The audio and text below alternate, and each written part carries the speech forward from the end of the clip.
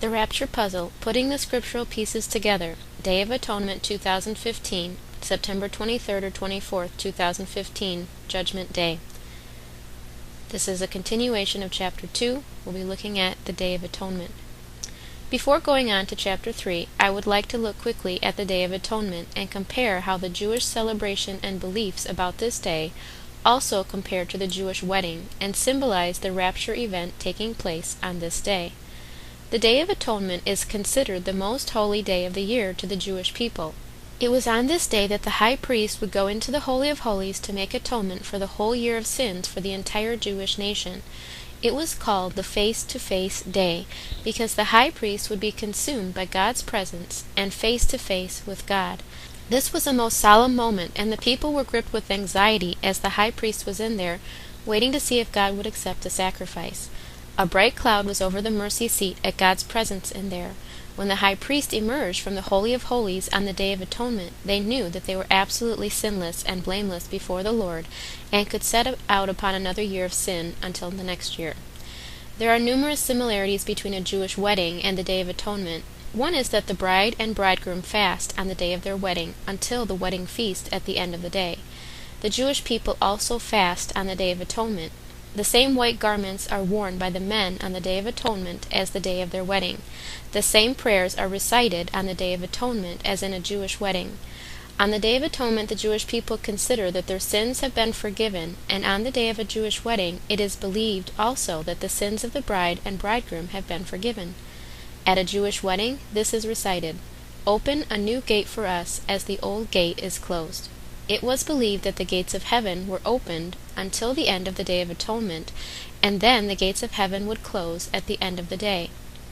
Joel 2 is all about the day of the Lord. It says, "Blow the trumpet in Zion, sanctify a fast, call a solemn assembly, gather the people, sanctify the congregation, assemble the elders, gather the children and those that suck the breasts. Let the bridegroom go forth of his chamber, and the bride out of her closet." It was on the Day of Atonement that the Jewish people would blow a trumpet, sanctify a fast, and call a solemn assembly. There is little question that this verse is pointing us to the Day of Atonement as the beginning of the Day of the Lord, and start of his wrath. All other Jewish festivals include feasting and joy, while this day is one to fast, blow a trumpet, and call a solemn assembly. It is considered the holiest day of the year by the Jewish people, and even most non-religious Jews observe this day. It was considered to be a Sabbath. Jesus said in Mark 2:20, "But the time will come when the bridegroom will be taken from them, and on that day they will fast." Could Jesus have been giving us yet another clue about when the bridegroom was coming and when he would be taken away from those left behind? Could he be telling us that on that day there will be fasting, when the bridegroom is taken away with the bride and the day of the Lord begins? This is when the restrainer is removed. 2 Thessalonians 2:7 says, "For the secret power of lawlessness is already at work, but the one who now holds it back will continue to do so till he is taken out of the way." When Jesus leaves with his bride to start the Year of Jubilee with the raptured saints in heaven, this is when all hell breaks loose on planet Earth, as the one who has been restraining the power of lawlessness is taken out of the way. Jesus said that only the Father knows about this day and hour, the day of the Lord. Zechariah 14 calls it a day known only to the Lord. Even Jesus told us that he was unaware of what exactly will happen during this year of total darkness, when Satan is allowed to have his way on earth without restraint. Zechariah 14 also tells us that on that day there will be no light. This is because Jesus, the light of the world, will no longer be there.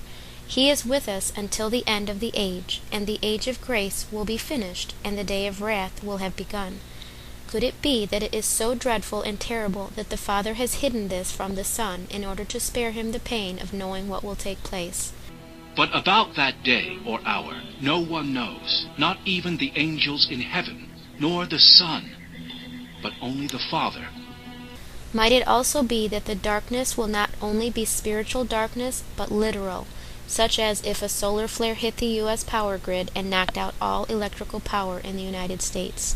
The fifth angel poured out his bowl on the throne of the beast, and its kingdom was plunged into darkness. Chapter 3. Puzzle pieces 7, 8, and 9. 70th week of Daniel, final 7 years, and the 7th day of Tabernacles. Let's take a quick look at the 7th day of the Feast of Tabernacles. This was perhaps the most festive day of the year in Israel. It was on this day that the Jewish people would walk around the altar 7 times in remembrance of the walls of Jericho falling.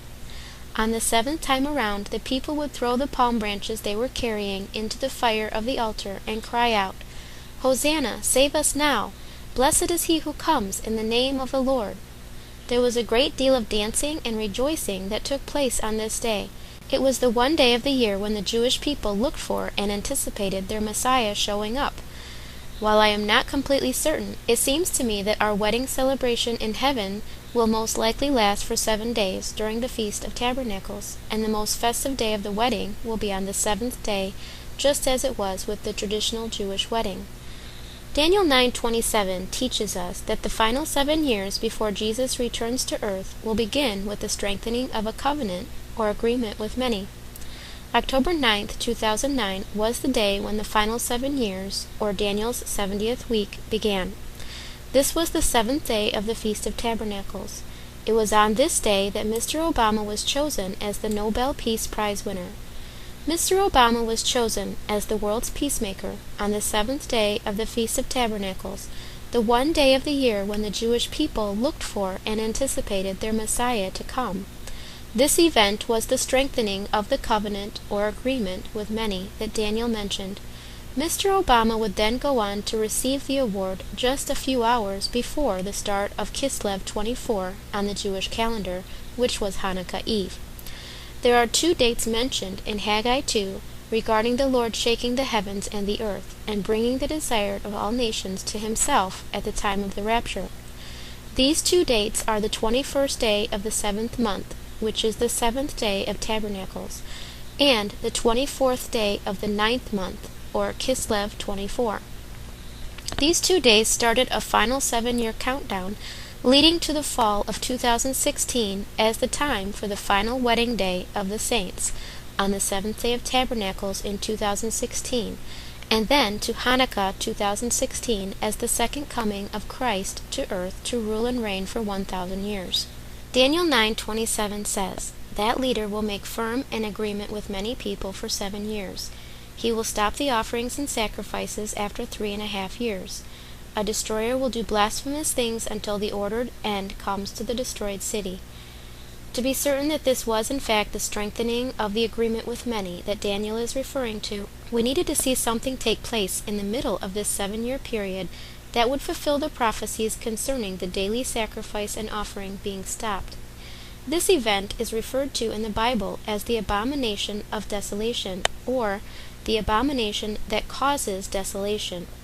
In the next chapter, we will look at the prophecies concerning this event and how Mr. Obama fulfilled them exactly 1,260 days after he was chosen as the Nobel Peace Prize winner on October 9, 2009.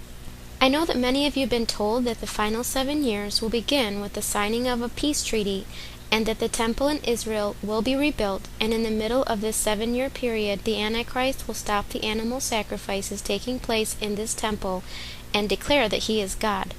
And this could be one possible interpretation of how the Scriptures could be fulfilled. The problem is that the Lord never seems to fulfill his prophecies in a way that everyone is expecting. When Christ first came to earth, all of the Jewish people were expecting their Messiah at that time. They were looking for him. They knew that the 69 weeks of Daniel were about to end, and they were anticipating their Messiah to show up any day. Yet almost all of them missed him when he came, especially the religious leaders. They had too many preconceived ideas of what the Messiah was supposed to be that they missed him. And today also, most Christians are unaware of the time in which we live, because they are so certain that a temple must first be built in Israel and a 7-year peace treaty signed. Most believers also think that the rapture takes place before all of these events, so there is little need to watch for the prophecies to be fulfilled before the rapture occurs. Wake up, wake up, wake up, all you sleepers stand up.